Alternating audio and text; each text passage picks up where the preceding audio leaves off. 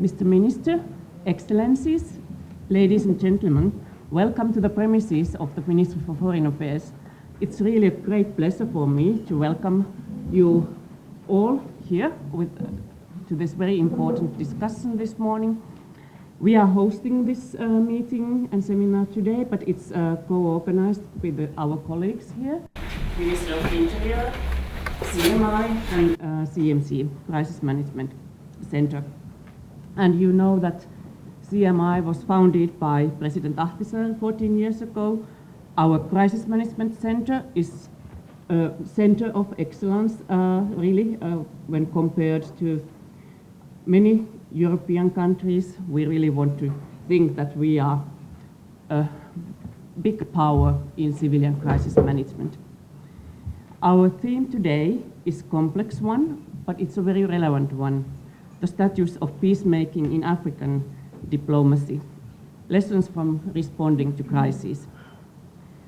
And I think really we have to underline and put emphasis on the word lessons. What can we learn? What can we do better in the future?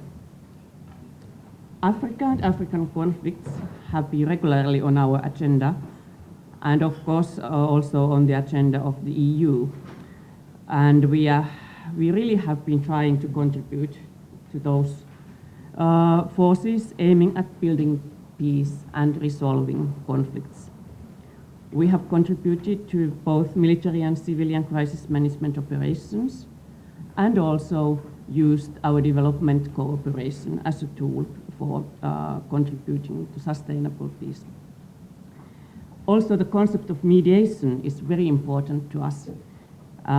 You may, for example, know that Finland and Turkey together have initiated an informal group called Friends of Mediation.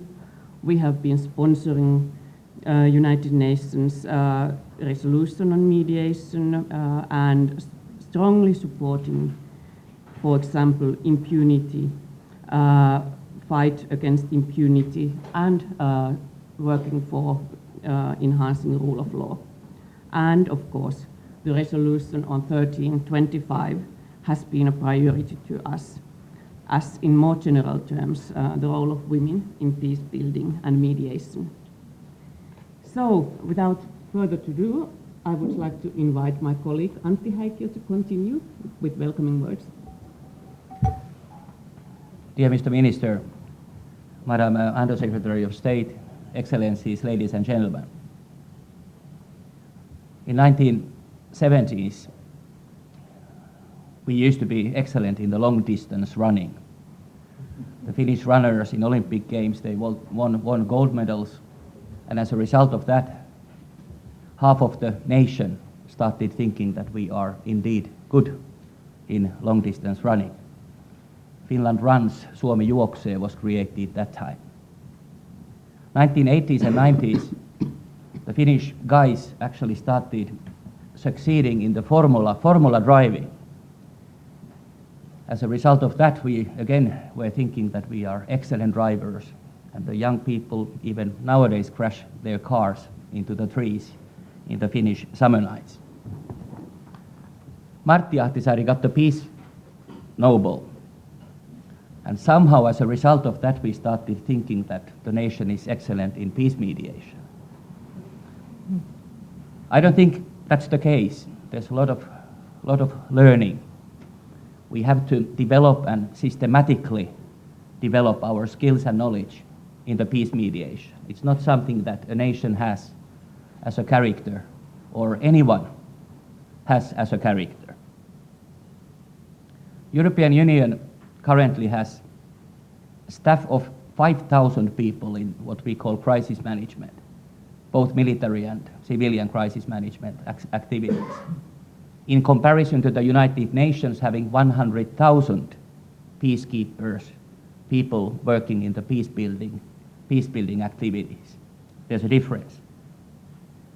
Africa and African Union have maybe been able to create some better practices than the political organization or structures or institutions of the European Union, and there's a lot of things we need to learn from African Union and the African best practices. Ministry of Interior in Finland is responsible for implementation those decisions what our good colleagues in the Foreign Ministry make on the Finnish participation.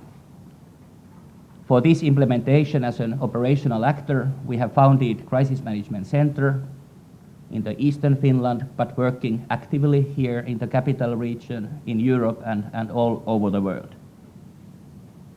We are indeed encouraging our operational state actor as CMC Finland also actively cooperate with the non-governmental and the civil society sector.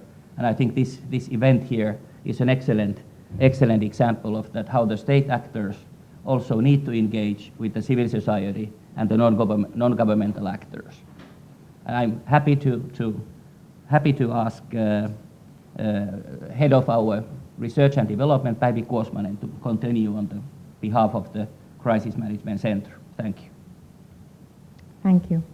Mr. Minister, Madam Undersecretary of State, Your Excellencies, ladies and gentlemen, I'm delighted to see you all here, and on behalf of Crisis Management Center Finland, CMC Finland, I welcome you all to the seminar.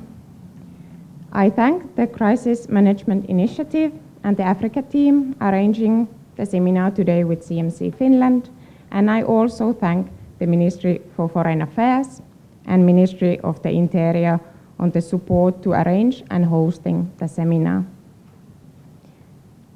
As I said, I'm very delighted to see you all here.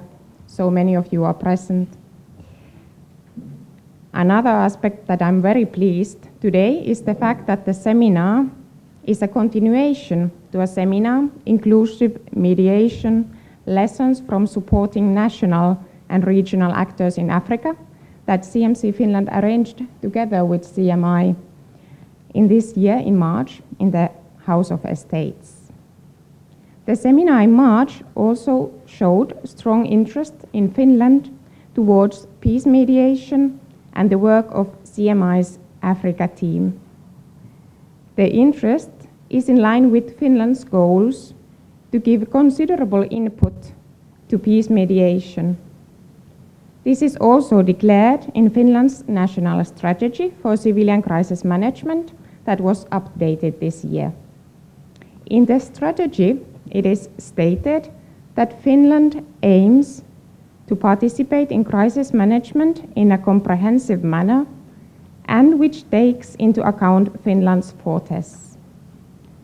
Finland underscores the need for cooperation and coordination between different instruments such as civilian and military crisis management, development cooperation, humanitarian assistance, diplomacy, economic relations and sanctions, and mediation.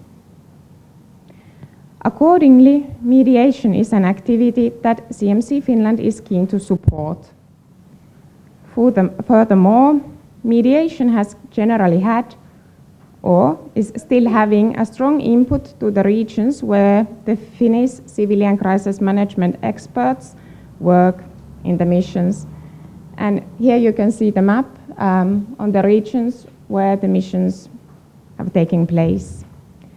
And as we notice from the regions, they are the same, where mediation has been part of present history, and one should be aware of mediation's influence and achieved goals. As an advocate of civilian crisis management activities, third aspect why I'm very pleased to have the seminar today is that we'll soon hear the best practices and lessons learned in mediation. After all, Finland's national strategy for civilian crisis management also emphasizes the need to strengthen effectiveness in activities. And in this, sharing lessons learned is the crucial. Without sharing information and learning from it, the crisis management cannot find the best practices as efficiently as needed and wanted. Therefore, I now want to give the stage for CMI and Africa team and let them to give us all the opportunity to hear their notions on their challenges and success in their work in mediation. This supports us all to work in conflict regions towards more peaceful period and peace. So therefore, once again, welcome to the seminar and welcome to Talvitie and CMI and Africa team. I wish you all the most inspiring seminar. Thank you very much. Minister, Undersecretary of State, Excellencies, friends and colleagues. On behalf of CMI, warm thanks to the Ministry for Foreign Affairs, to CMC Finland for organising this seminar jointly together with CMI. I would like to express my particular thanks to the MFA as a strong supporter and an important partner of CMI. At CMI, we're very grateful for our partnership and firmly believe that it strengthens our joint efforts for the peaceful resolution of conflicts. Today's seminar is very timely. We are living in the worst times since the Second World War in terms of simultaneous, mostly man-made crises, writes Foreign Policy magazine. The number and scale of humanitarian crises is at a record high, with Iraq, South Sudan, Syria, the Central African Republic topping the list. Where does that leave us as conflict resolution professionals? The topic of today's seminar is the status of peacemaking in African diplomacy, lessons from responding to crises. Over the past decade, CMI has systematically strengthened its presence in Africa, where we have developed comprehensive country programs like in South Sudan and established strong partnerships with regional and sub-regional organizations. Our core principles of ensuring strong local ownership and engagement and tirelessly seeking practical solutions in cooperation with others are also reflected in our work in Africa. One of our key partnerships in Africa is with the African Union. The AU and CMI have been official partners since 2009, when together with Accord and the Finnish Ministry for Foreign Affairs, we established the joint African Union Mediation Support Capacities project with the goal of building the AU's capacities to prevent and respond to crises on the continent through effective mediation. Over the years, this tripartite initiative has evolved to meet the particular challenges of the changing peace and security context in Africa, and CMI's role has become more operational and hands-on. Only last week, CMI, Accord, and the AU's Peace and Security Department gathered here in Helsinki to review the joint initiative and to plan key pillars for future cooperation. In our review of the project, it became clear that private diplomacy actors like CMI and Accord are very necessary to support and complement the work of the AU. For example, as we will hear during today's panel discussion, CMI has recently been able to provide crucial support to the AU's and the ECOS's mediation efforts in the Central African Republic. At CMI, we look forward to continuing our staunch support to peace processes in Africa, and as the demand for credible and acceptable actors in peacemaking continues to grow, we have made deliberate effort to focus on strengthening and broadening our level of responsiveness. The presence of our esteemed senior advisors here today is the reflection of that continued effort to solidify our capacity to respond to situations where we and our partners, such as the African Union, see a meaningful role for CMI. Therefore, allow me to introduce to you Mr. Itonde Kakoma, who has headed CMI's Sub-Saharan Africa team since the beginning of May this year, and will introduce the panelists and moderate today's discussion. With significant experience in mediation, transitional justice, and reconciliation processes, Itonde has previously served as the Assistant Director for Africa in the Conflict Resolution Program of the Carter Center. Based in Arusha, Tanzania, Itonde is a strong asset to CMI, and on behalf of CMI, I wish you all welcome to today's mini-seminar, and I'm now delighted to hand over to Itonde.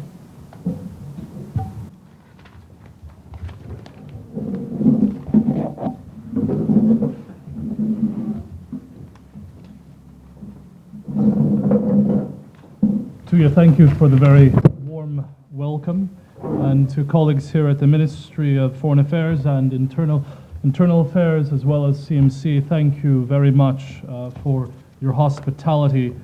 I will be brief in the introductions, as you all have more elaborate descriptions in the program, I believe, and we also don't want to take too much time away from the discussion itself. To my left, Ambassador Nicolas Bwakira, who serves also as a senior advisor to CMI's Africa program, most recently in an official capacity serving as the African Union Special Envoy to Somalia, that coming after a very long and distinguished career with the UN, in particular as the head for the Africa Department, in which capacity he oversaw numerous critical reintegration crises facing the continent, not least of which being Namibia, where in fact he worked with President Atazari on that team in resolution of the Namibian crisis. Ambassador David Kapya of Tanzania, a distinguished, indeed former colleague and now current colleague with Ambassador Bwakira at UNHCR, also serving in the Africa Department there as a representative for UNHCR on numerous missions, not least of which being the DRC, Sudan, etc., but also serving as a special envoy for former President Nkapa, still working on his behalf in the office of former President Nkapa as a special envoy to DRC, where he supported the recent efforts at peacemaking in Eastern DRC and continues to serve on the technical committee with former President Mary Robinson on the Eastern DRC process.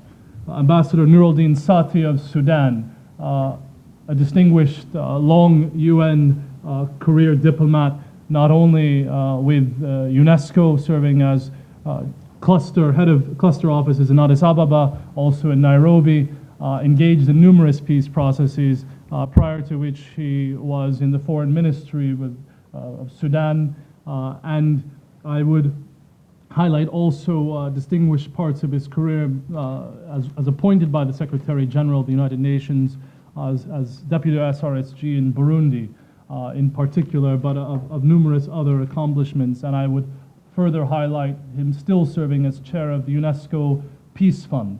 To my right, Colonel Mbaye Faye, most recently, prior to joining CMI, was a senior security arrangements advisor to the mediation support unit, or standby team of the Department for Political Affairs at the United Nations, prior to which he served for nearly a decade in one particular context of Burundi, where he was, I would almost say single-handedly, but he would differ, drafted and assisted, if not cared for, the implementation of the ceasefire arrangements and related security arrangements in Burundi. And there I would highlight the emphasis on transition from rebel movement into political organization, and this being an area of specialization for him. Prior to the United Nations, he served in various command positions for Senegal in the army. I would highlight there as Chief of Staff for Senegal. Georg Charpentier, who is a son of Finland, and arguably a son of the United Nations as well, if I may say. Just finishing a 3-decade career, most recently as the Deputy SRSG in the Central African Republic, prior to which serving in various coordination capacity or overseeing various UN operations from Sudan to Libya and Burundi. Shall I continue? Collectively, I think here at this table there is a wealth of knowledge and lessons to be gained and summarized.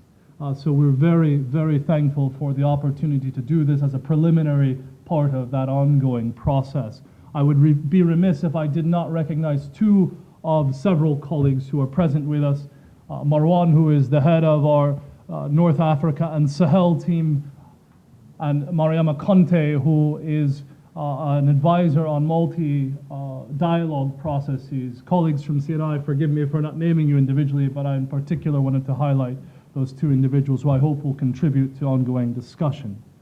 Without further ado, allow me to, with all humility, invite Minister Pekka Haavisto, Minister for International Development here in Finland, to say a further word on behalf of the government of Finland. Thank you, sir.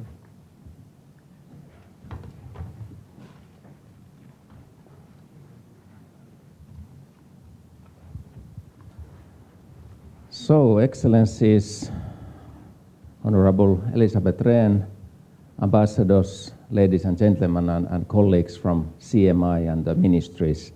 It's a pleasure for me to be here today, and I don't want to steal too much time from the panel. I think we have excellent combination here, and I was particularly pleased to see Mr. Bwakira. I think we have been having endless hours in some hotel rooms in Addis Ababa discussing the Somalia conflict. And I think there's still something to be discussed in that conflict as well as others, but also other familiar faces and great expertise on African issues.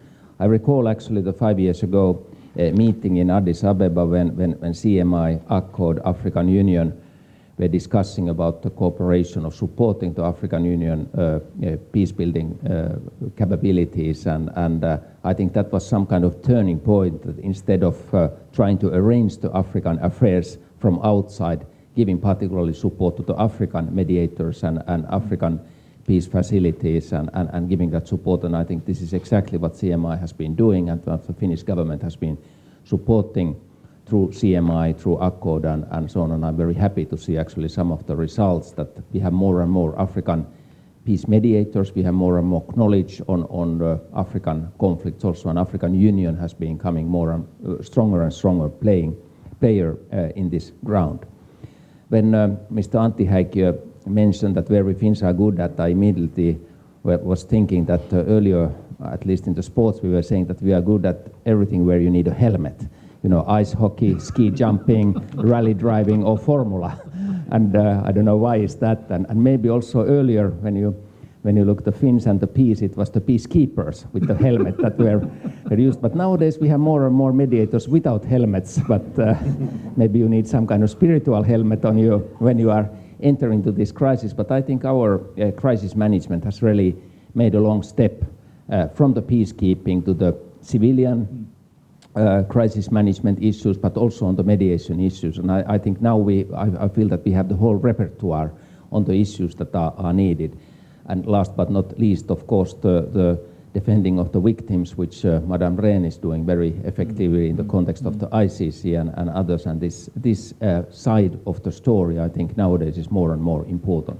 We actually have been discussing quite a lot here in Finland that we see some kind of destruction on the humanitarian law going on all over. You look at the Central African Republic, what's going on there. Of course, the other conflicts, like the Somalia conflict, also the humanitarian law was very often forgotten. But now when you look at the actions of the ISIS in Syria, Iraq, when you look what happened in Gaza, bombing of the schools, what you look to what happened to the prisoners of war in Ukraine, they were humiliated publicly and so on. And actually, all these rules were established last century or 18th century and with the Red Cross and so on. And we see still today a very serious breaking of these rules. And I think we are responsible for raising our voices that what are the rules of the conflict. There are rules for the warfare, and those who are breaking these rules, they will be responsible for that. And I think we have also, when we look internationally, we see the process in Sri Lanka, what happened when the Tamilis were in the final moment. Also the civilians were attacked. We see what happened in Cambodia. Again, things are now processed legally. And I think the very, very same message we have to Central African Republic, to Iraq, Syria, and even to the Middle East. Those who are responsible for the atrocities finally have to face the legal process. I think we also I think it's fair to say that we don't have only bad news from Africa. And I think it's very important when we are discussing about our picture on Africa. There are many countries that have an excellent economic growth, countries that are peaceful, countries that are growing very rapidly, and I think we are somehow lagging behind also on our picture of Africa many ways here in Finland. I had some weeks ago a visit to China, and we usually always, we are a little bit critical or jealous of what we are to China, that they are investing so much to Africa. And I'm always saying that we shouldn't ask why China is active in Africa, we should ask why we are not active in Africa. And actually it was very interesting to discuss with the Chinese government, who they directly proposed for Finland a tripartite cooperation. If you are interested, please join us. Let's make renewable technologies, let's make solar panels, let's make wind generators and others for Africa. If you are interested, we are already there, we are doing these projects, please jump to the wagon. And I think that was quite an attractive point. It was funny, by the way, that in Shanghai, because we are so happy and proud of our clean tech and our good environmental friendly technologies. When I mentioned the clean tech in Shanghai, they said, yes, how much you want? We can give you all that we have been developing it there. So we are a little bit sometimes thinking that we have a monopoly, but in many countries these technologies are developing. So let me just conclude with one idea, since I have been following Sudan, and I'm happy that Ambassador from Sudan is here. We have many forgotten conflicts. Actually, conflicts are sometimes on the front pages in the news. I think Darfur, which I worked with, was one time the conflict of the world. All the Hollywood stars were around that conflict, and I think both sides, the government and the rebels, somehow were feeling that, well, we have the conflict, this is the conflict of the world, and so on. And we were always warning them, you know, there will be a day that the world will forget you. If you don't make the peace now, the momentum has gone, there's no newspaper topics anymore, and other conflicts will come. And this is, by the way, exactly where we are. Who remembers these days what's going on in Darfur or in the border of the Sudan and others, when we are reading about the Gaza or when we are reading about the ISIS and so on? But I think this also gives us an opportunity. Let's work on these forgotten conflicts, or conflicts that are not on the front page at this moment, and let's talk sense to the parties, saying, well, yes, the caravan has gone further from your conflict, but maybe it's time for you to sit at the table and discuss. And I think this is related to the Central African Republic and others, where a lot of tasks need to be done, even if these conflicts are not as sexy as Ukraine or Gaza or Syria, Iraq today. I wish with these words you a very good seminar. Thank you. Thank you. Thank you, sir. Indeed. Somehow we managed to be ahead of schedule, and we will use those additional minutes judiciously. We'll turn now to the panel and hear two initial reflections, one from Georg Charpentier, no preference because of Finnish origin there, starting us, and two from Ambassador Nicolas Bwakira, to lead us in our initial reflections, from which we will delve into more specificity. And here I would highlight a couple of things. We do not take it for granted whatsoever as CMI that we are partnering formally with the African Union.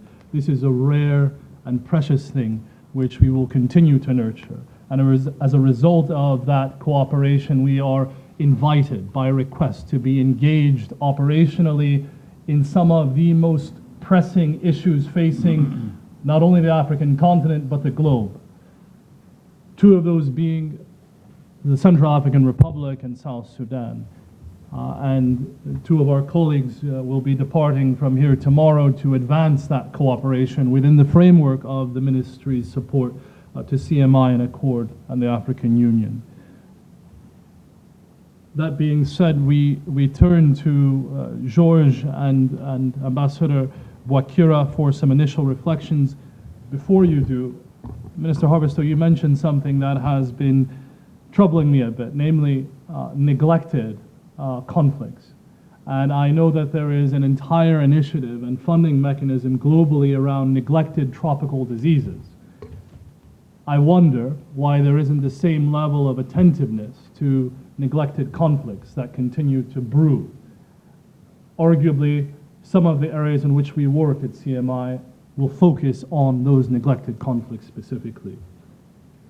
George, I turn to you for some initial reflections, if you would, please. Yes, thank you, and thank you all really for these inspiring comments made right at the opening. I think a lot of things were said, and I want to take quickly mention 2 or 3 points to provoke a little bit the discussion.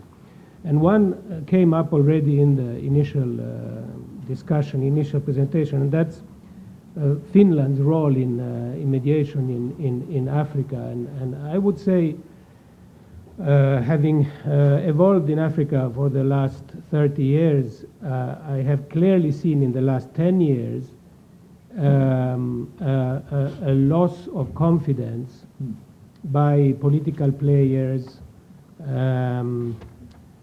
in the, let's say, big powers, you know, the G5 Security Council members, and the international institutions, even regional institutions, to resolve crises. I mean, that trend is clear, and it clearly opens up the door to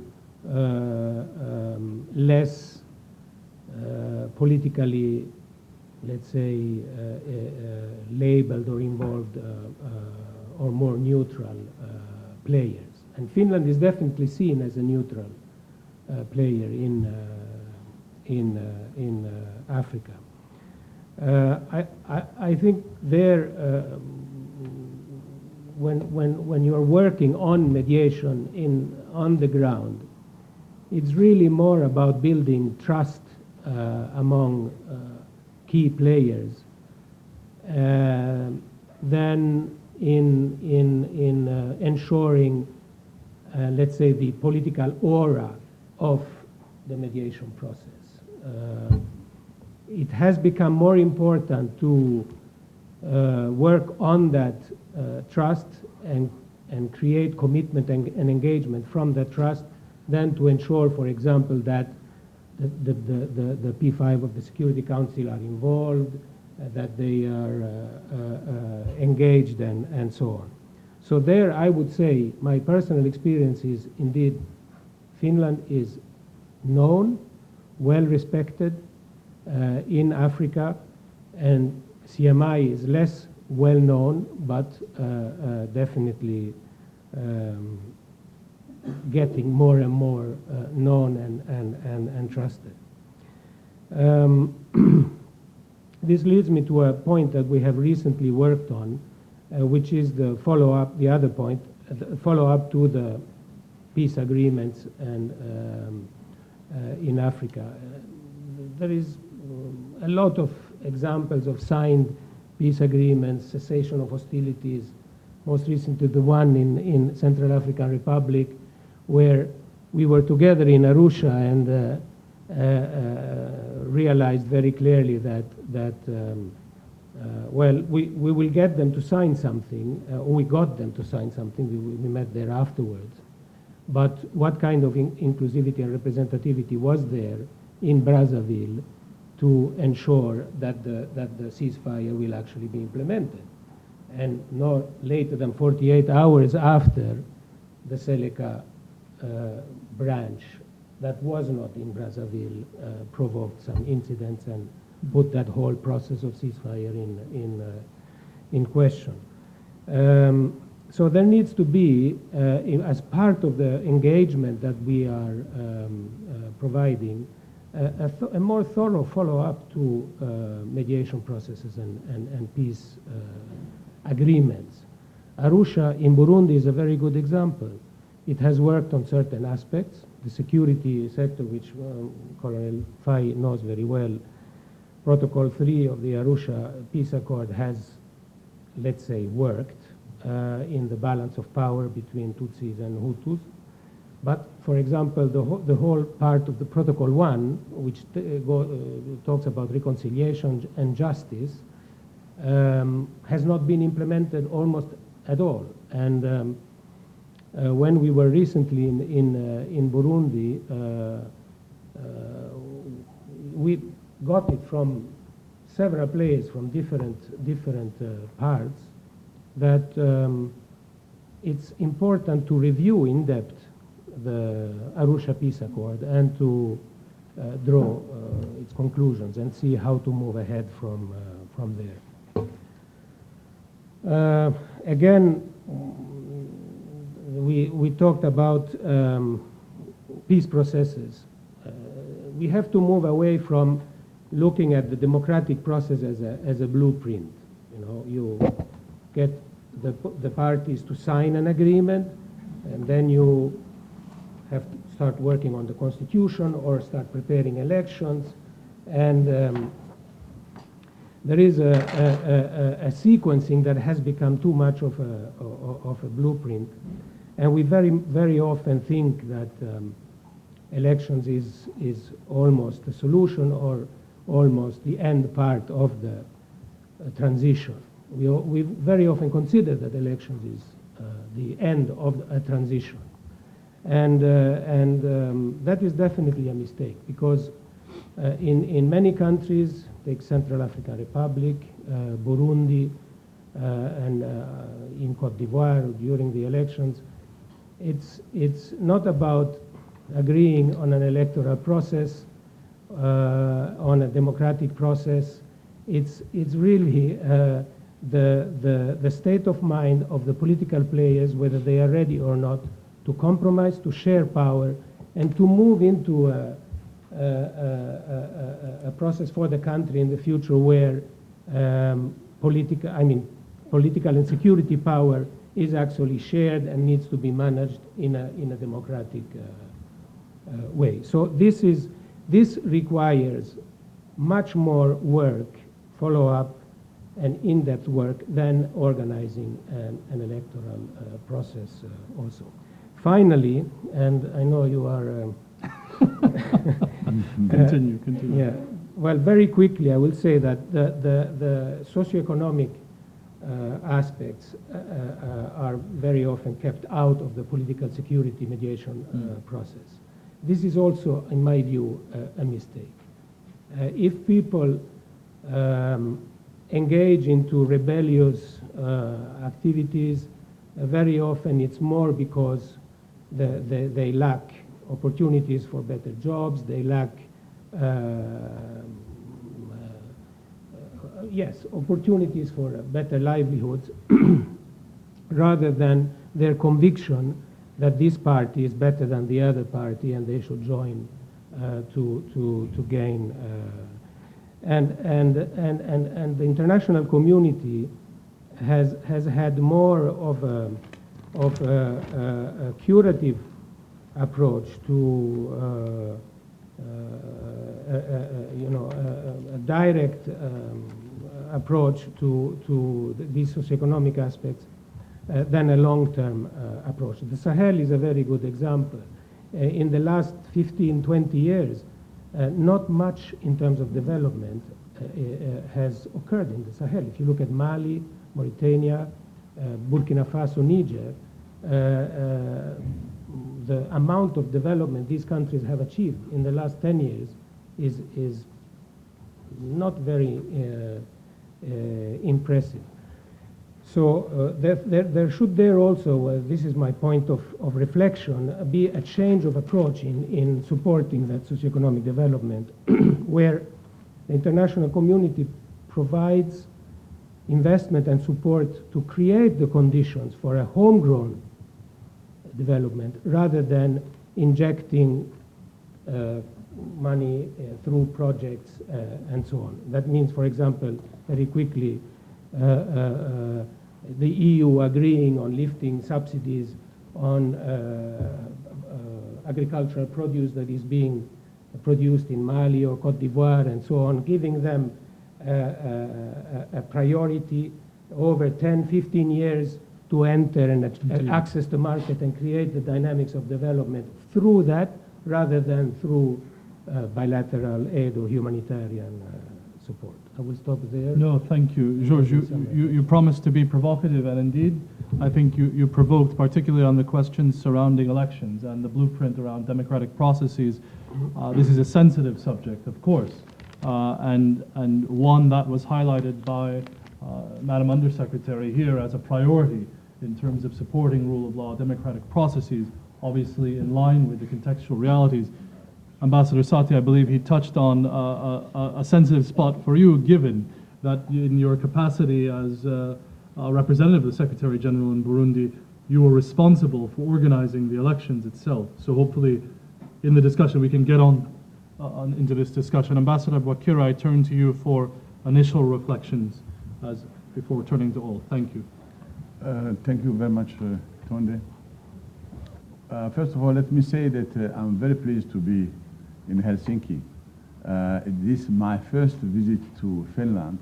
Although I have been in other Nordic countries, this is my really first visit. And not the last, we say.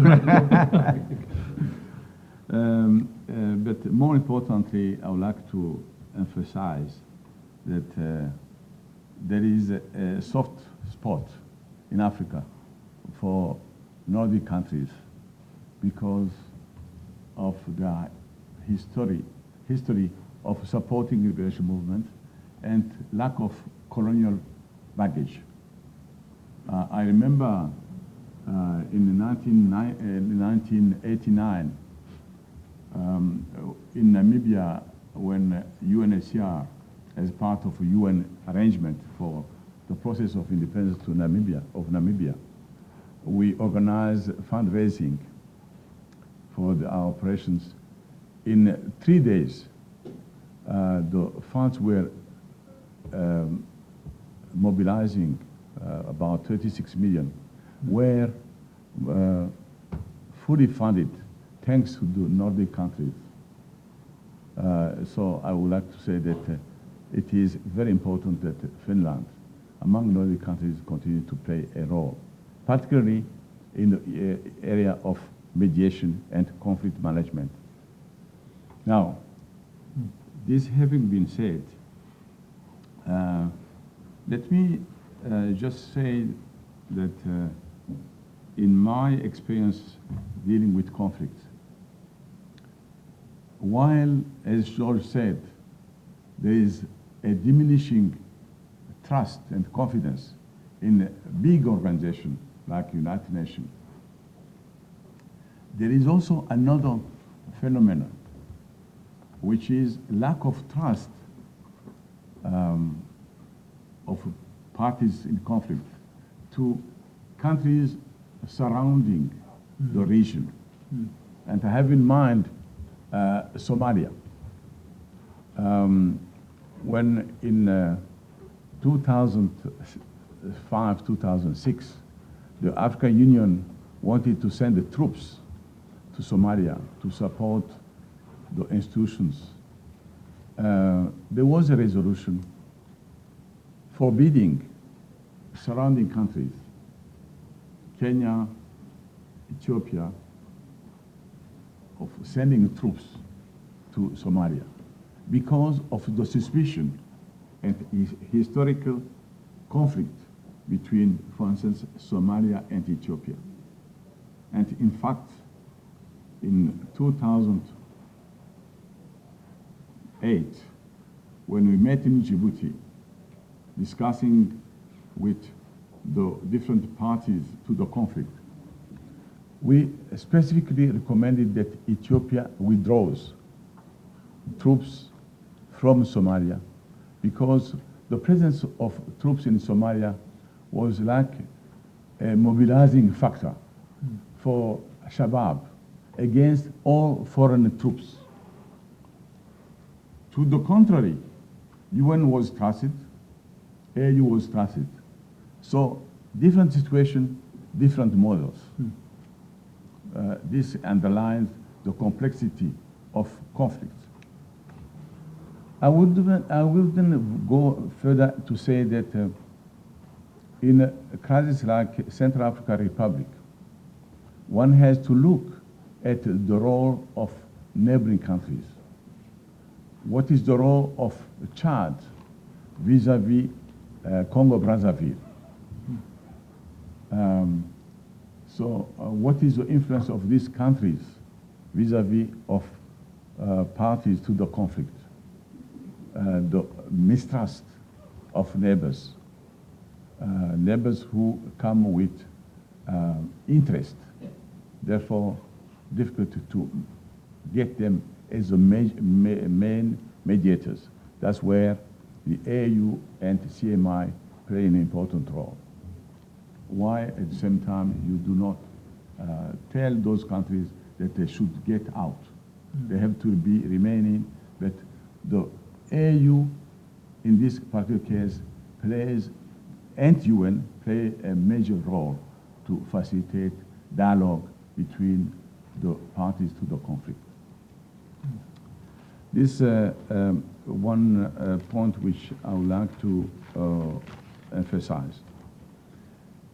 The other point is the question of economic development.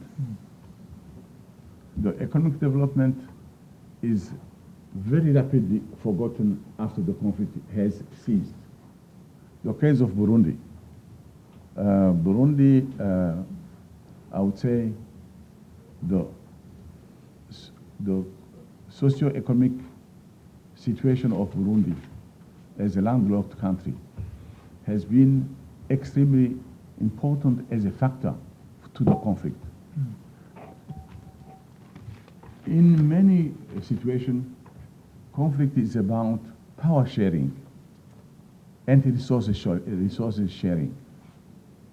And when you don't have resources to share, as is the case in Burundi, then the only thing remaining is the state institutions. The government is the main employer. And therefore, if there is no development, there is no opportunities for population to grow. The situation is quite different in Central African Republic. Central African Republic is a quite rich country with a lot of minerals. And in fact, one of the major area of conflict is towards northeast of country where there are reserves of diamonds. So the parties to the conflict are fighting to control the resources of the country. This is happening also in South Sudan. How do we approach those situations? If you look at the 2005 comprehensive agreement, peace agreement in South Sudan,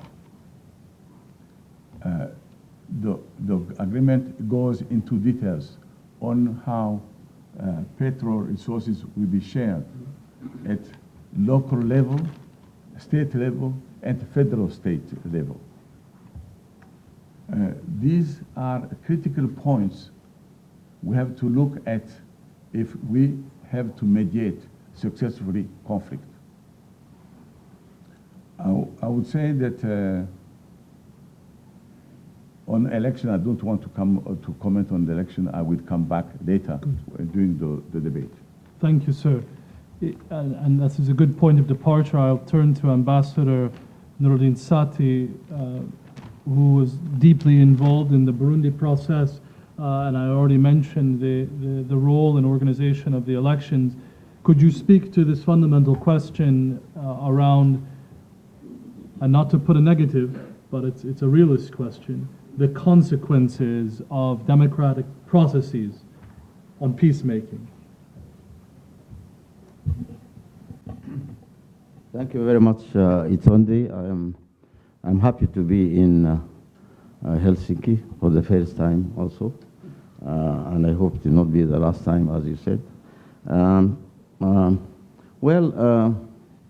The issue of election, I think, is part of a wider problem, because if we are talking about lessons learned here, from my own vantage view, there are a lot of lessons that we can learn from conflict resolution in Africa.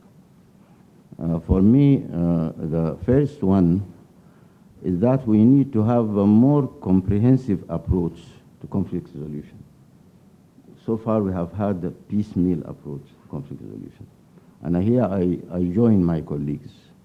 And it's piecemeal because many of the actors come to conflict resolution from their own perspective, from own angle, their own vantage point.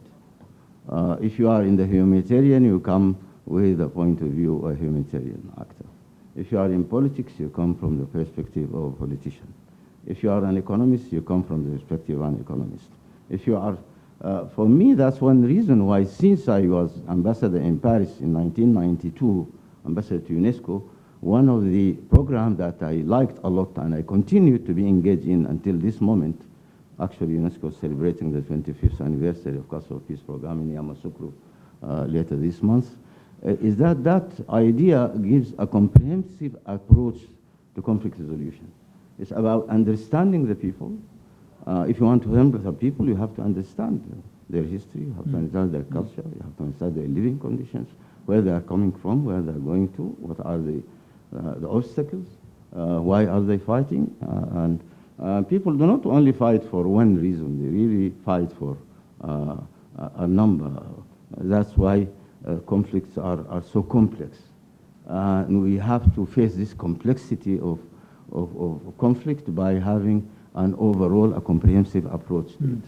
The cultural and historical aspects are very important. What is happening now in the Middle East and in some parts of Africa, the issue of terrorism / jihad, the issue of marginalization, which evolves in a question of jihadism and resistance against the Occidental or Western model, is certainly a problem. Election, of course, are considered by many people are part and parcel of that Western model. In my own country, there are still people who say election is haram, just like many other things. Elections are unlawful because Sharia does not allow for election. Well, that's an example. And we are still struggling with this kind of concepts that have come from 14 centuries ago. And people say, no, we don't want election, we want shura. Shura is a different concept, according to them, because shura is about having a restrictive kind of consultation among those who can decide, what we call, Mr. Ambassador of Morocco, Ahl al-Hal wal-Rabt, those who can decide for the others. But to respond to your question concerning the Burundi process, and for that matter, many of the other processes that we are dealing with, election is a product of a long-term process in the West. We know this fact. I can contend that many of our countries are not yet ready for that kind of democracy. I can venture and say that. Because election is, I consider it as the tip of the iceberg. And I'm in a country where people understand what an iceberg is about. But from my own culture, I would use maybe the metaphor of a sand dune, because I come from a part of Sudan where 2 miles away from the Nile, you have sand dunes. From the perspective of someone is at the top of that sand dune, can see very far miles away. But before reaching that top, you have to make an effort to get there. So the elections are being at the top of the sand dune without having done the necessary trip of getting to the top of the sand dune. So in the case of Burundi, our fear, even before concluding the ceasefire agreement with the CNDD and the later on the FNL, our wildest fear was to avoid what we call generally the phenomena of winner take all. And this is exactly what happened in Burundi, unfortunately. We're organizing election, we help them, and CNDD, FD, they have won the elections, and the first thing they do, they have used that election, use that position in order to ostracize and isolate and see to it that nobody wins the next election apart from them. This is a critical point in terms of shifting the narrative from a winner takes all. But I don't want to lose sight of your initial comments, sir, regarding the cultural conflicts, not just relativism, but serious challenge in translation and appreciation for historical depth in terms of heritage. And I take note that your comments are said not only as a CMI advisor, but as current chairman of Sudan's National Library, in which capacity you have responsibility to preserve and to uphold that legacy in Sudan. Colonel Mbaye, towards the end of Ambassador Satti's comments, he referenced the challenge of elections with regards to peace and the context in Burundi whereby there is this notion of a winner takes all. And he specifically referenced movements, rebel movements, whom I know you may not say so much, but whom I know you're familiar with. If you could reflect upon the lessons you have derived, this critical issue, transition from rebel movement to political organization, not just responsible for yourself, but now assuming authority and responsibility for the nation. Can you talk about the lessons you've derived on that process itself? Yeah, thank you very much. And to go swiftly, I would say that let me please refer to Karl von Clausewitz, war as continuation of politics with adjunction of other means. And this has been kind of translated by Lenin, war as a continuation of politics, and Mao Zedong, war is politics, politics is war without effusion of blood. When you get into that, what do you see on the ground? I was privileged already in 1972, as pointed out by one of my colleagues here, to be supportive as a young lieutenant of the PAIGC war against Guinea-Bissau. There was, and then war in PAIGC. PAIGC is, I think everybody knows PAIGC of Guinea-Bissau. It was war against Portugal for liberation of their country, and you maybe know Amilcar Cabral. Otherwise, we'll talk about that later on. During that war, I think we realized, and this has been also replicated everywhere, that we have political parties and movement, and their transformation is very delicate. How to separate both of them? And this happened in everywhere indeed. Here I am in Hotel Rivoli, which reminds me of Napoleon and Prince Bernadotte, etc., etc. And it is important that whenever you see the political leadership become or be already the military, you have frictions. What Clausewitz characterized as frictions in politics and war simultaneously, which is the confusion of the political goal and the military objectives very often. I think Hitler did the same thing from 1992 when he became what they called the Oberführungskommando der Wehrmacht, commander-in-chief. And then in Stalingrad, he made a war that was more political than military. And what do we talk about? A system, political military movement transforming into political and military is indeed something that needs to be addressed properly. If not addressed properly, you have a lot of problems. I think in Burundi we succeeded a lot because there had been not only the poverty reduction strategy that was put in place, which is not very ambitious, it is reduction of poverty only.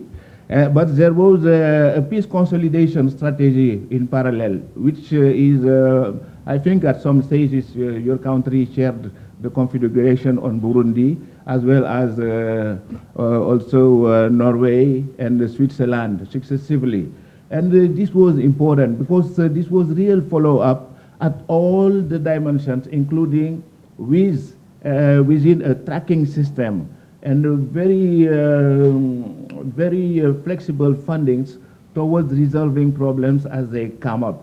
And with that respect, I think with international support, there could be a proper kind of seminars, not only to disarm people, but to disarm the mentalities. And this was done through a number of good colleagues, excellent colleagues like Ambassador Volpi and his, you remember, Ambassador Satti and others, to diffuse the mentality. Because if you don't disarm them mentally, you will have problems. And in some cases, there are still in Guinea-Bissau, for example, Mariama, people I knew during the War of Liberation were still there, and they continue to be called the Colonel, General, and Mr. Minister. In the same time, you see the confusion. The same applies in Central African Republic, where I have been in 2010 to support within the UN when I was in the standby team of mediation.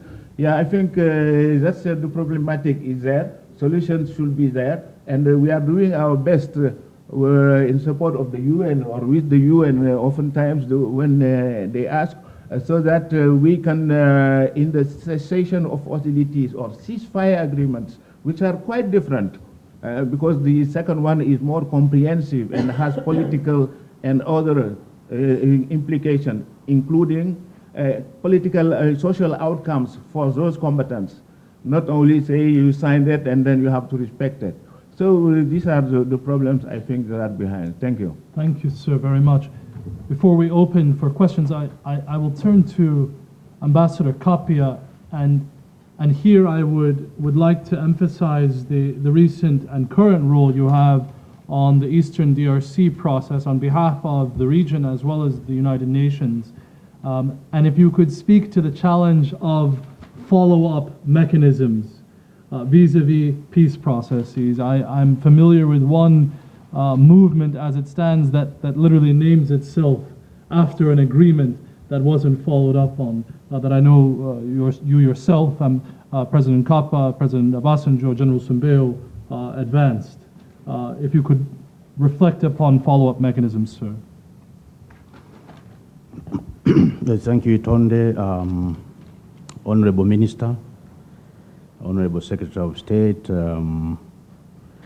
Madam CEO, Excellencies, resident ambassadors. Let me say that I'm very comforted by what I've just heard, especially from the Finnish authorities. We are in Finland, or there is Finland, and there is President Matti Ahtisaari. As Mr. Bwakira said, these two are extraordinary entities. Extraordinary country, Finland, extraordinary personality, President Matti Ahtisaari. And CMY is linked to these two. There's a strong legacy which CMY cannot shake off. I'm saying this because as we've been brainstorming, we get to a point whereby we say, how far can we go?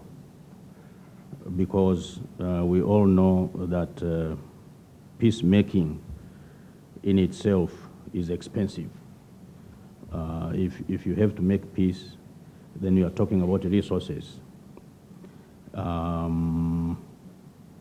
All doors are being opened, especially in Africa. Everywhere we knock, the doors are opened immediately when you say, oh, Finland, and when you mention the name of President Matti Ahtisaari, for simple reasons that these are good entities.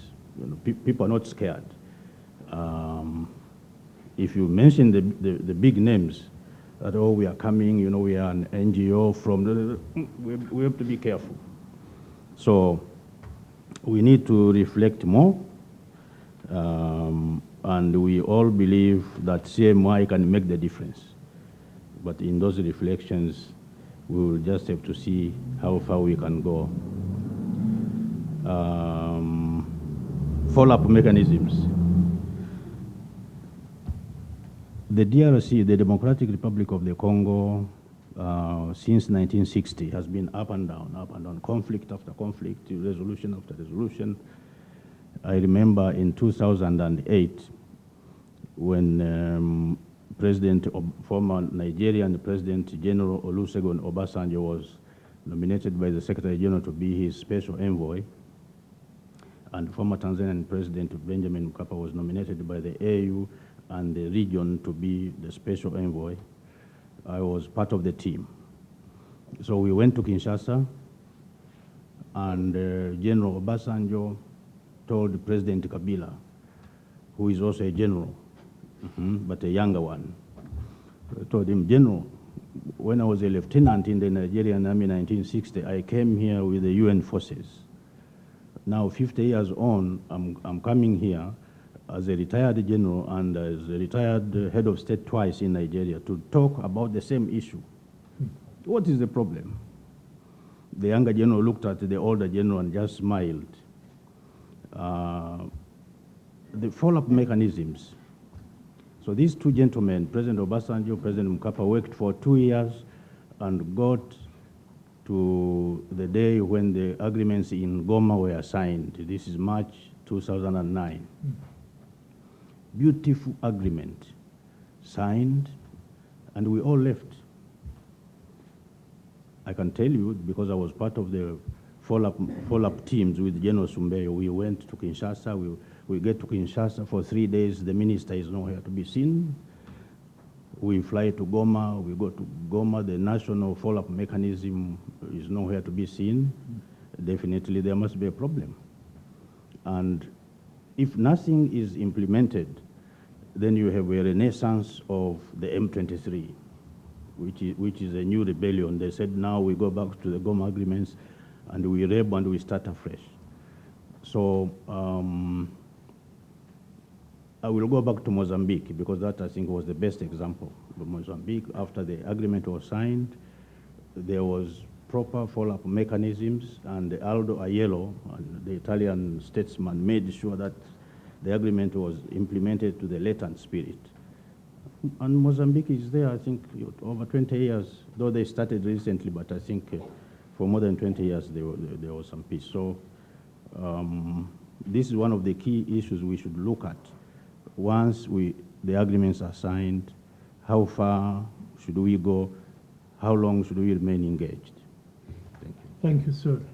We now open the floor for questions. We have approximately 25 minutes for questions and comments from the floor. I have several more, so if hands do not raise, trust me, I'll ask.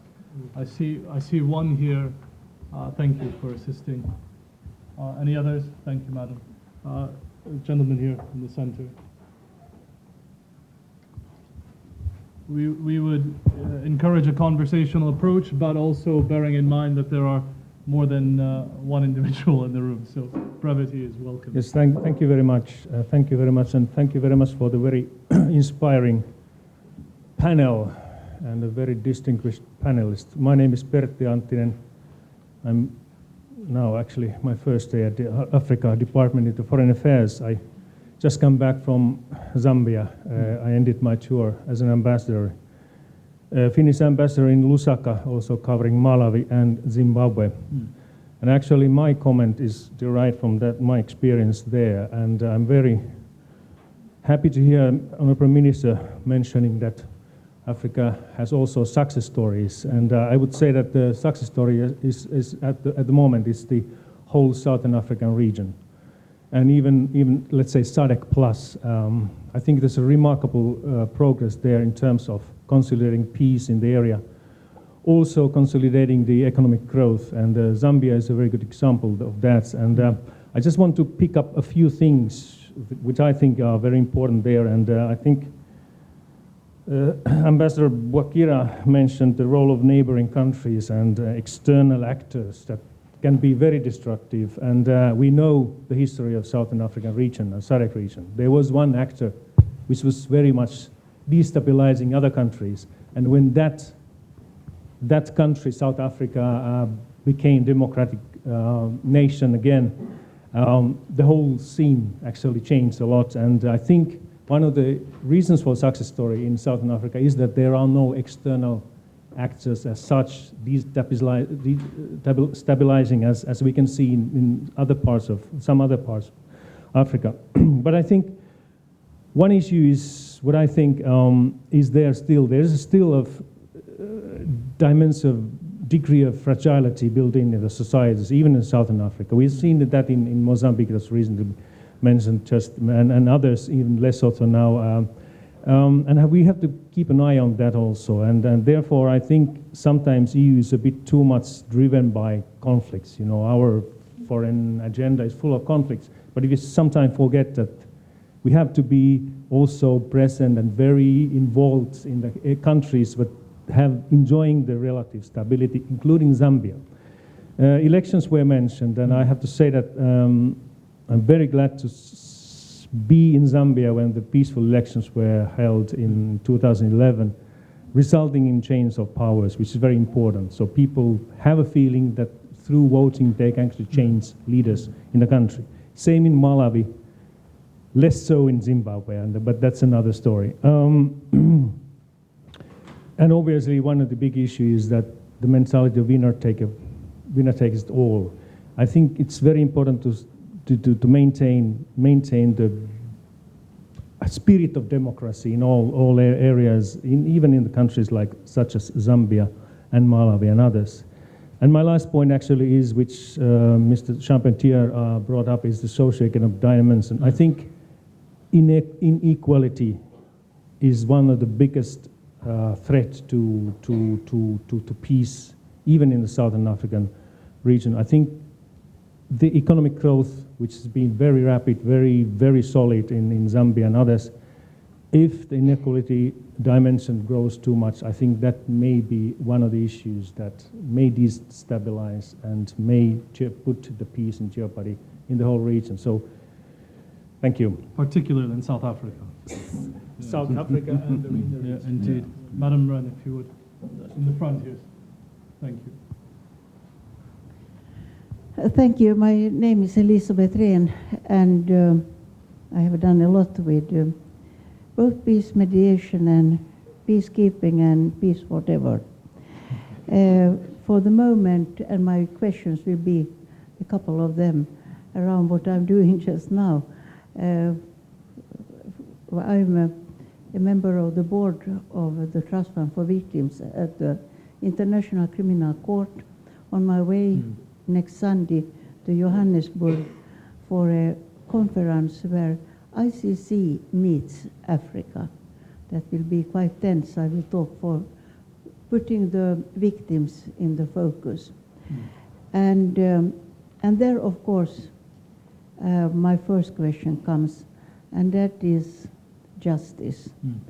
Can we have peace without justice? Or is it so that justice is hindering the peace? We all know that in the negotiations that can be a very difficult part to get, to take away the impunity for people who don't sign the agreement when they know that they will end up in ICC courtrooms or somewhere else. And my second duty today is what has been all through my life is, of course, the fight for the equality. I think you didn't talk about equality between women and men, but it's quite important. 12 years ago, it was presented in the United Nations in Security Council by Kofi Annan, a report that Ellen Johnson Sirleaf and I did about 1325. And now UN Women Undersecretary General has asked me to join for a new update study, a so-called high-level expert advisory group. So how much are you influenced? Of course, it's a little bit difficult to ask that from you in the panel, as you happen all to be men. But and some of them older men as well. Yes, but I hope really that you understand how important this is. That building up, you came, George, quite close to this when you asked for the socioeconomic dimension. And I always almost waited that you will mention, especially to get the women involved and have their role in building up the society. And how much do you really think about that in the work when there is not some kind of meeting that when you have to say that women are very important for this work, and then when you really work, you forget them? Thank you. Thank you, Madam. On two questions raised and then a comment from the former ambassador to Zambia. On the first question regarding essentially questions around impunity and justice, I'll ask Ambassador Satti to comment on this. On the second question regarding areas of inclusivity, I'll ask Ambassador Bwakira to point to this as it was raised in the context of the CAR process, which under the framework of CMI's work with the AU, we are directly supporting, and you're serving on one of the commissions. Briefly, with regards to questions of impunity, and it's interesting that President Ellen Johnson Sirleaf was referenced, I happen to serve as a report writer for Liberia's Truth and Reconciliation Commission. And I recall a discussion with the Executive Secretary of the Commission when asking him why, knowing that you would jeopardize the stability of the country, why in the final report would the Commission recommend punitive measures for the sitting head of state, a sitting Supreme Court justice, who was the spokesperson for a rebel movement, as well as other officials, including senators, etc. And the response was one I won't forget, namely he said that they understood that the root causes of Liberia's cyclical violence was a culture of impunity. So even if it meant risking immediate instability, they would attempt to put in measures that establish some kind of rule of law. Whether those recommendations were helpful is another question, but that was his response, which I found to be a critique of my own position in this regard. Ambassador Satti, this question of impunity came up in your own experience in Burundi. I don't, if you care to reflect upon this briefly. Well, it came in Burundi from maybe a slightly different perspective, but let me say that when the Arusha Agreement, Burundi was signed in 2000, there was a provision for an international committee of inquiry, and a tribunal. It started as an international one, then it ended as a mixed one. But those two have not been done so far. 2000, this is 2014, 14 years. For the simple reason, nor the government nor the former rebels wanted this to happen, because they both, have their, when we were in Burundi, we know that every day we were shaking hands with people who have blood in their hands. This is a case in Sudan. The CPA in Sudan was signed in 2005, and the government and the SPLM at that time decided not to have any mention of justice. This is a big gap, actually, in that agreement. In the Darfur agreements we have mentioned, so we have many agreements where the two have an arrangement so that they will not. But to answer your question, this has been for me, actually, from my own experience, a very difficult question to answer. And within the UN itself, there is a tug of war, as you know, between the political department on one side and the legal department. And I found myself trapped between the two. In 2006, when we had to sign that agreement with the FNL in Dar es Salaam, his own country. We had all the heads of state of the region aligned there waiting to sign the agreement with the FNL. And I was representing the UN. And then I received a message from New York, do not sign that agreement. Why? Because there was the word pardon in it for the three, major crimes that you know. And the presidents were there already. They were entering the room and preparing the documents and the pens and all that to sign, and then my chair was there. So what did I do? I said, if I do not sign, I will be fired by the heads of state. If I sign, I will be fired by the Secretary of the Secretary General of the United Nations. Maybe then the heads of state will talk about me and say, well, he has done the good thing, then I'll be back. But no, what I have done actually, I asked the mediator, the Minister of South Africa, Charles Ngakula, who was representing Zuba at that time, Mbaye actually, and I said, Charles, I'm going to do something. I give you a letter that the UN has reservations on that clause, particularly on when there is pardon. You answer me, say you have taken note of this reservation. We have done that, and then I signed that agreement. But this conundrum continues until this day. If you want my own opinion, it is part and parcel of that comprehensive approach that I spoke about.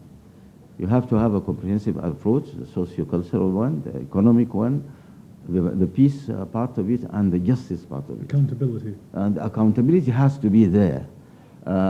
It is true that justice delayed is justice denied, but there are certain positions where if you insist that justice be done today, then there will never be peace. Because those who are carrying the arms will resist you and they will continue. Perhaps the Sudan a point in case. The Sudan case today, our own president, as you know, is the ICC, and there is actually a debate in Sudan whether that president, if he's taken away today, whether there's going to be chaos in Sudan or not. Maybe this is, it's a very difficult question to answer, but these are some of the reflections that we need to talk on board. Ambassador Bwakira, on behalf of CMI, you were at the Brazzaville Forum review and drafting the Commission on ceasefire, cessation of hostilities, excuse me. This question of inclusivity is constantly coming up in Central African Republic. Can you speak to the importance of this, not only from a gender perspective as such, which is part and parcel, but from a broad lens of what is inclusivity? Thank you.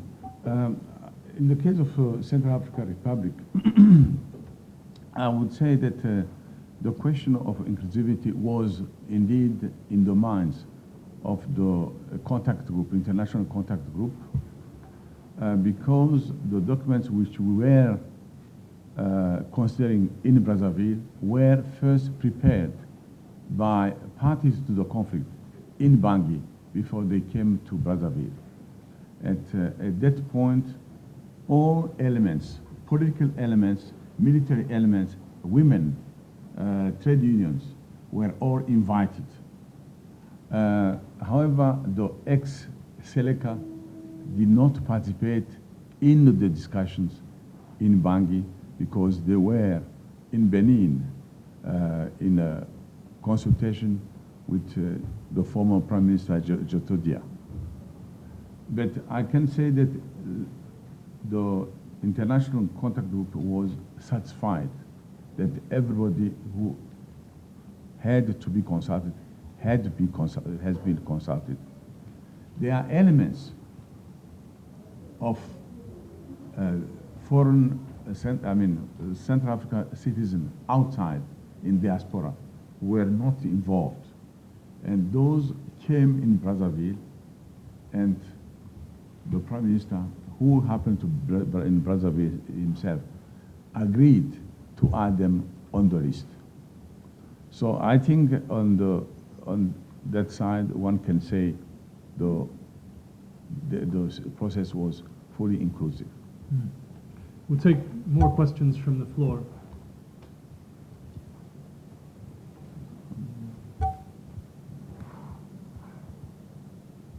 Yes, on the left here.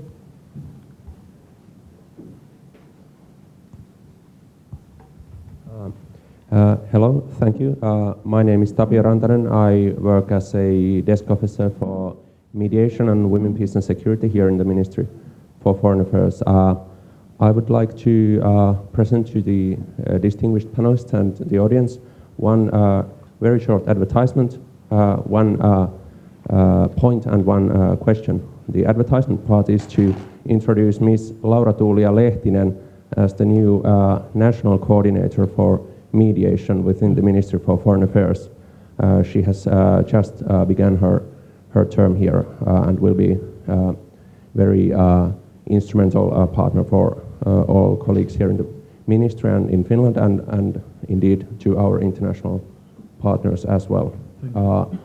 My point is that I wanted to introduce is that the UN General Assembly approved unanimously in July this year the third UN resolution on mediation introduced by Finland and Turkey. And while I don't want to overplay its direct significance in the field of mediation, I would like to invite everyone to think or perhaps comment on the new resolution as giving as clear and unequivocal mandate as you can get from the United Nations for strengthening and intensifying cooperation between the UN, and regional and sub-regional actors and other actors in the field. And I think that's also something I want to ask from the panelists with their immense experience, and it's what is the role of cooperation between different partly cooperative, partly competitive actors such as states, international organizations, regional organizations, and civil society organizations. What's their adept division of labor, and how could we improve it, and could we use the new resolution partly at least as giving mandate and some elements to cooperation. Thank you. Very important point in question, and thank you for the announcement. Another question from the floor. Ambassador, if you would. Yes. There's a microphone coming. Thank you, Mr. Kakuma. Thanks the panelists for such a rich and comprehensive presentation on this particular very sensitive issue for everybody. Jumping on maybe on the last point, or regional actors and some specific initiatives like Turkey and Finland mediation initiative. Maybe you're aware that my country, Morocco, has also initiated a similar initiative with Spain. And in both cases, I would guess or argue that you have an actor from the EU and an actor from outside the EU with specific, I would say, even more deeply comprehension of regional complexities and elements. In the case of Turkey, with regards to Central Asia, Middle East, and some parts even of European geographic proximity.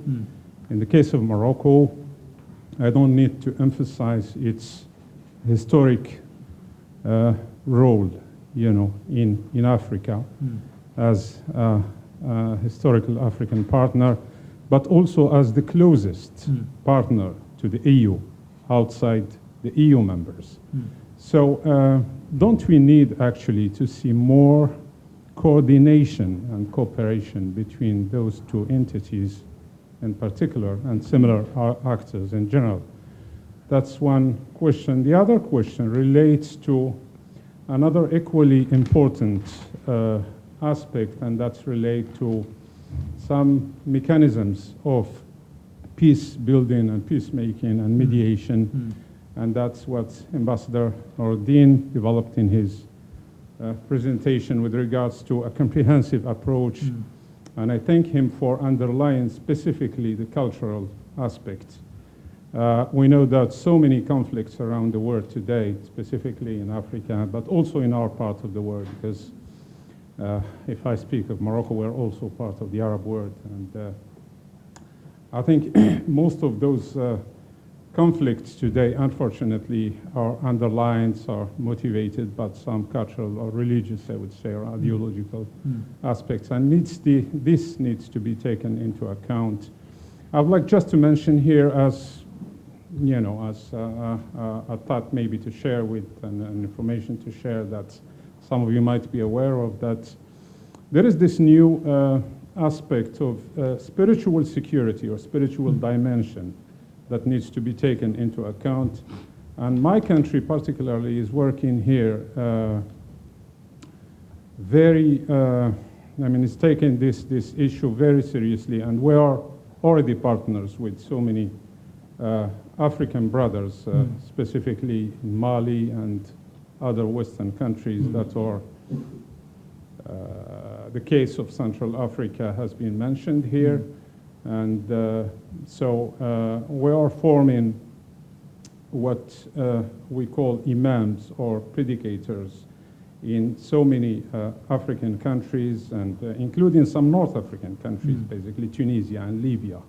And this aspect is may look or sound a rather side aspect of any given conflict, but I think it's essential, to be taken. And on the economic dimension and social dimension, I think that Morocco also is one of the countries that is giving an example, I would say, or argue with, together with South Africa, where both the main investors in Africa. And this is significantly very, very important. I think South Africa in the southern part or southern hemisphere, and Morocco specifically in western and north and western African countries, we are basically on the ground. I mean, more of our top 100 companies are in the ground working. On the social side also, Morocco is working heavily. And I think this is something that also should be taken into account, specifically by the African actors themselves, but also from the outside world. So these are few thoughts that I just wanted to share with the panelists throughout for discussion, and I would love to hear your comments on that. Thank you very much. Sir. Thank you, sir. George, you began the discussion, and you'll be somehow stimulating the conclusion of it now. If you can reflect upon this question raised by our colleague here on the importance or significance of the resolution as put forth by Turkey and Finland as a part of your final remarks. Yes, thank you. And I would like to make a comment also on this last point. Let us, very short. We'll come back to you on that if time permits. Okay, very well. But on the UN, on the Security Council resolution, of course, I think what is, I would say on mediation, what is important there is that it is an initiative that comes from Finland and Turkey, more than the content of the resolution itself. I think that kind of engagement from such diverse and, let's say, trusted partners is what gives that resolution weight. We know how much Security Council and General Assembly resolutions and decisions, you know, how much impact or lack of impact they can have. I would just refer very recently to an address by Nabi Pillay, the outgoing High Commissioner for Human Rights, on the failure of let's say, the Security Council mechanism as, you know, as an ultimate resort to bringing peace and finishing, you know, violence. Thank you. Colonel, if you could speak in your concluding comments to the significance or importance of coordination and cooperation as has been raised by at least two individuals from the floor. I think it's very badly needed. The last one example to illustrate that, the ceasefire agreement between MNLA and High Council for Azawad and the government of Mali. number of signatories. You find there the regional mediator, which was Burkina Faso, and then the co-mediator of the same region, which was Nigeria, and then European Union with their Sahel concept. And then you find also Organization of Islamic Countries that came to sign, Switzerland, because they funded partially, and then European Union, they funded a lot, etc., etc. And all these people were talking separately, not to mention African Union, of course, where President Buyoya was representing us. We in CMI, we were supporting the UN on that occasion, and we are drafting the ceasefire agreement. That was signed by so many people that I think it lost kind of substance, and it was disorganized, not implementable. Thank you. Ambassador Bwakira, Ambassador Kapya, Ambassador Satti, between you, we'll share 4 minutes as concluding remarks. So any key highlights you want to raise? I would remind you of the significant issue raised in the end on spiritual security, as it were. I suspect Ambassador Satti will touch on this. Ambassador Bwakira. Well, I will be very brief.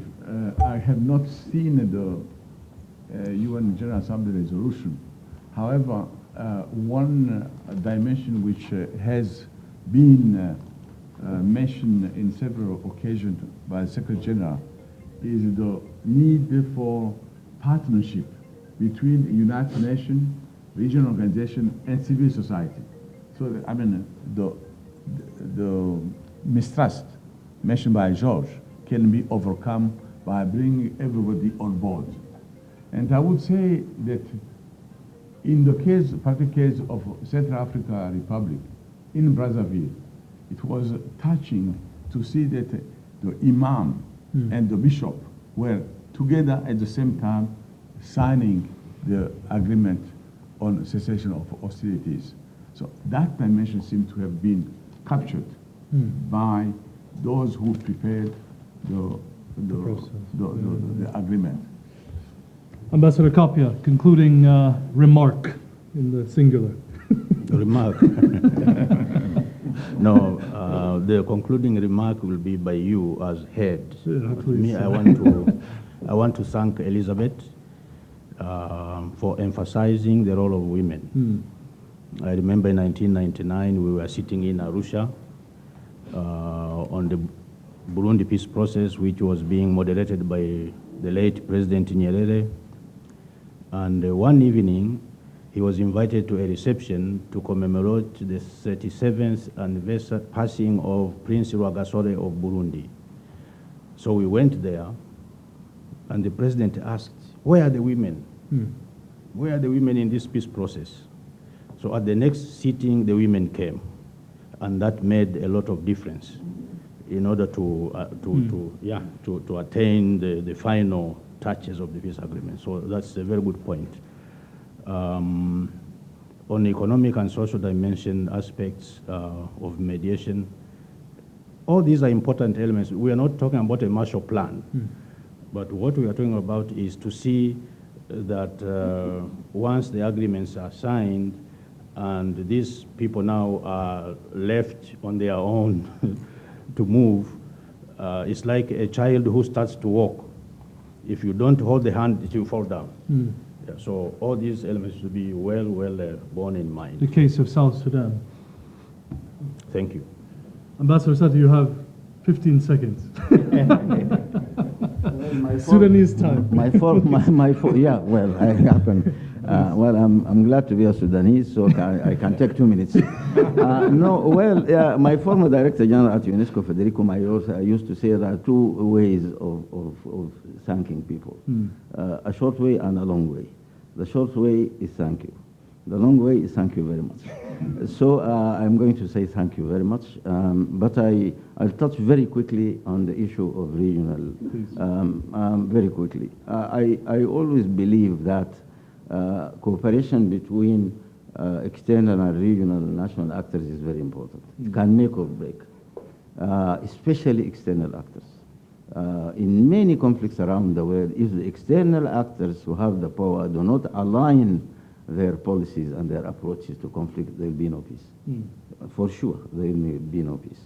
The second point is that we need to align or reconcile our perceptions about what's happening in a given conflict. If we do not do that, these perceptions are spiritual, they are intellectual, they are cultural, they are economic, they are social, they are human, they are behavioral, etc., etc.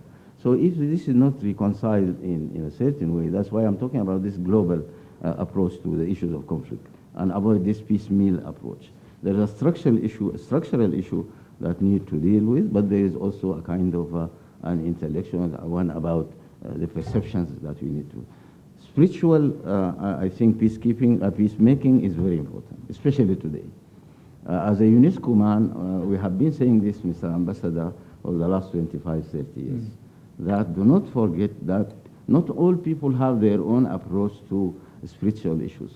Some people will believe in it, some people will not believe in it. But we should not assume that since you do not believe it, that everybody else should be the same thing. There are some people in this world who take this very seriously. The issue of religion, for example. And we have seen the result of what's happening now in my own country. Well, Islamic Sharia was introduced as early as 1989, 83 actually, and now we see that is spreading. And we'd like just last word to go back to what the minister was saying. Neglected or forgotten conflicts prepare the ground for the future ones. Yes. I am thinking about Sudan and South Sudan. We mishandle it completely, and now everybody wants to have his own and their own. And yet, in fact, the issues are known, but not. Issues are known. They are not digested, sufficiently. Let us see how we can, as we say, follow through and to see to it that these issues are resolved once and for all. And we need to go to the root causes, not to gloss over issues as we are doing now. Thank you, sir. A very fine note to end on. Apologies to our colleagues in the back as time has ended, but I'm sure conversation can continue. We're over 1 minute, so forgive me. Thank you. Some of us were privileged last night to participate, I wouldn't say even attend, an extremely powerful concert. We agree to disagree at Musiikki Kitalo. Is this correct? Musiikki Kitalo. Next to Finlandia Hall. And in many ways, I think this conversation was a continuity of that performance. Hearing these reflections on decades of peacemaking, not just in the past, but currently with CMI. We thank the Ministry of Foreign Affairs, we thank the Ministry of Internal Affairs and our colleagues at CMC for the opportunity to share some of those reflections, which we anticipate will continue. Thank you very much, as UNESCO says.